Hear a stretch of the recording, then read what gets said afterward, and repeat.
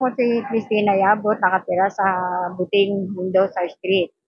May pakwento naman po kung ano po ang nangyari. Hindi, kasi ako, ang bahay namin kasi ibaba itaas.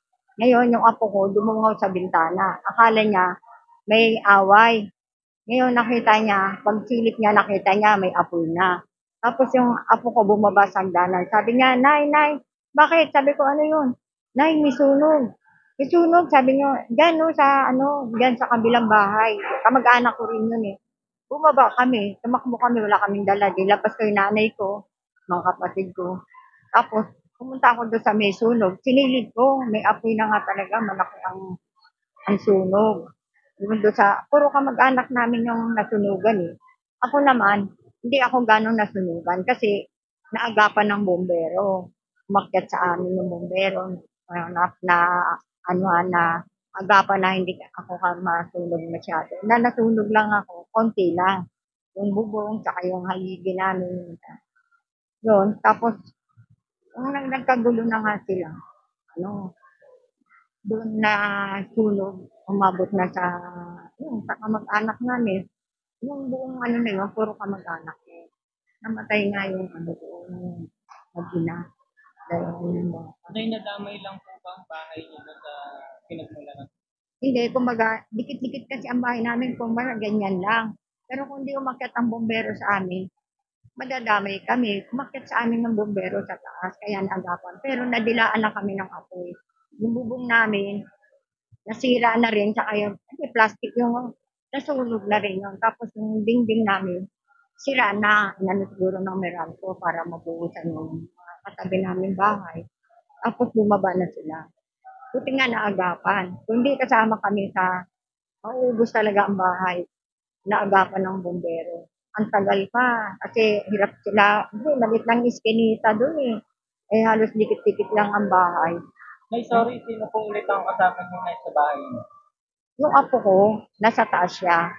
Doon siya natutulog. Sumilip siya sa bintana. Akala niya, nag-aaway lang. Tapos nakita niya, apoy na.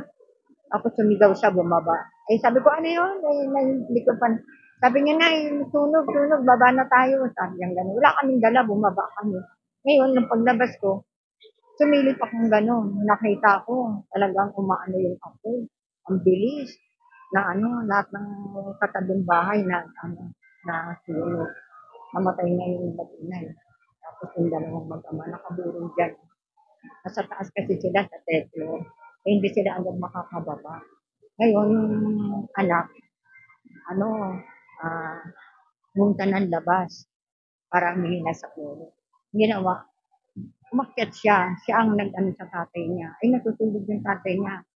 Ngayon, siyempre hindi na makalabas dahil yung apoy nandyan na sa hagdanan eh. pumasok yata sila ng banyo. Doon sila na nakulong. Kaya, Ay, kamusta naman po kayo rito sa evacuation? okay lang naman. Libre kami lahat. Marami naman nagbibigay ng pagkain, mga damit. Ako, sa totoo lang, hindi kami talaga nasunugan ng buo. Kumbaga, konti lang. Kasi, hindi man ako pwede magpunta doon. Kasi ako, imakit yung DSWD sa amin, tinignan talaga ko. Nakita naman nila. Kasi hindi ka naman pwede magsinungaling eh. Nakita, kaya nandito ako. Kasi kailangan nandito ako pag nag yung DSWD. Kaya pumunta si Mayor. Sayang naman yung mga, di ba, yung mga ayuda na ibibigay. May nais po kayo na ipanawagan po Na ano? na tulong or Nakakaya. nais po kayo pasalamatan? Nakakaya yata. Ayun ako hihingi ng tulong. Ay kung sino magandang loob na pwedeng tumulong, andito lang naman kami sa barangay ng Buting.